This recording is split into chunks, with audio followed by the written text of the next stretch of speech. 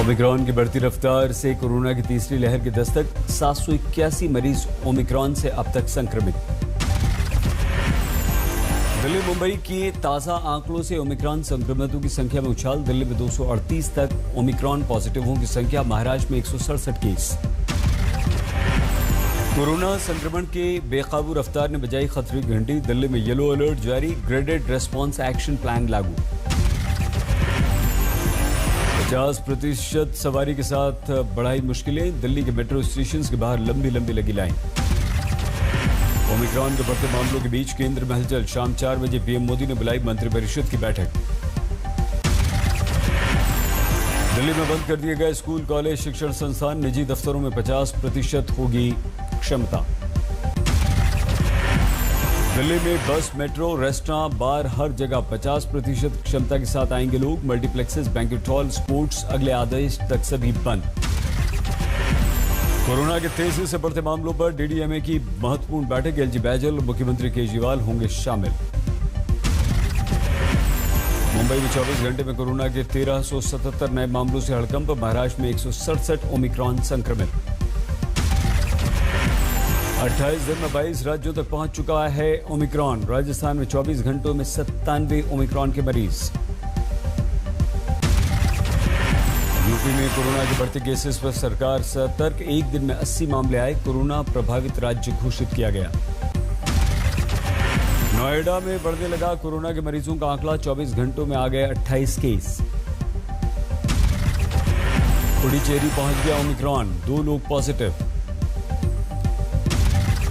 तेलंगाना में ओमिक्रॉन के 7 केस, कुल 62 बीमार।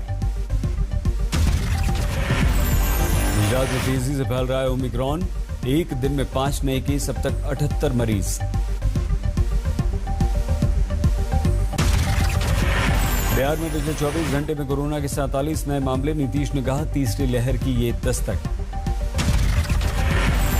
बिहार सरकार ने बढ़ा दिए प्रतिबंध। नए साल में पार्कों, चिड़ियाघरों में जश्न मनाने पर लगा दी रोक। झारखंड में कोरोना के 155 मामले। सक्रिय केस हुए 608।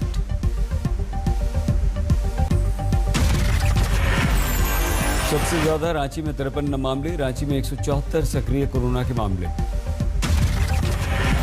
गाजियाबाद में कोरोना के 12 नए मामले। लखनऊ में कोरोना के 69 सक्रिय केस।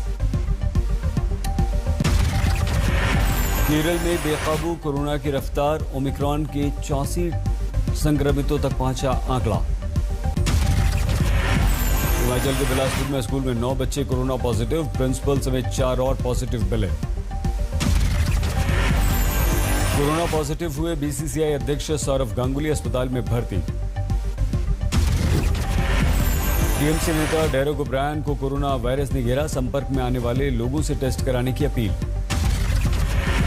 कोरोना के बढ़ते खतरे के बीच बड़ी खबर। सरकार ने 2 और वैक्सीन, कोवोवैक्स और कॉर्बेवैक्स को मंजूरी दी। पहाड़ों पर बर्फबारी का दौर। चमोली में जमकर बर्फ गिरी। चमोली का रामड़ी गांव पूरी तरह सफेद बर्फ की चादर में ढका। पाली में बर्फबारी, मस्ती करते दिखे पर्यटक। दार्जिलिंग में गिर रही है बर्फ। टाइगर हिल पर बर्फ ही बर्फ। दार्जिलिंग में बड़ी तादाद में आते हैं पर्यटक। बर्फबारी देखकर खुश। महाराष्ट्र के अकोला में तेज हवाओं के साथ हुई मूसलाधार बारिश। ओले भी गिरे। यवतमाल में भारी बारिश, फसलों को नुकसान। औरंगाबाद में ओले गिरे, फसलों को बर्बाद किया। बैतूल में बदला मौसम। ओलावृष्टि से सब्जी खेती को नुकसान। यूपी के प्रयागराज में बारिश से ठंड बढ़ गई। घरों में दुबके लोग। दिल्ली में बारिश के बाद बढ़ गई ठंड। शीत लहर से गिर गया तापमान।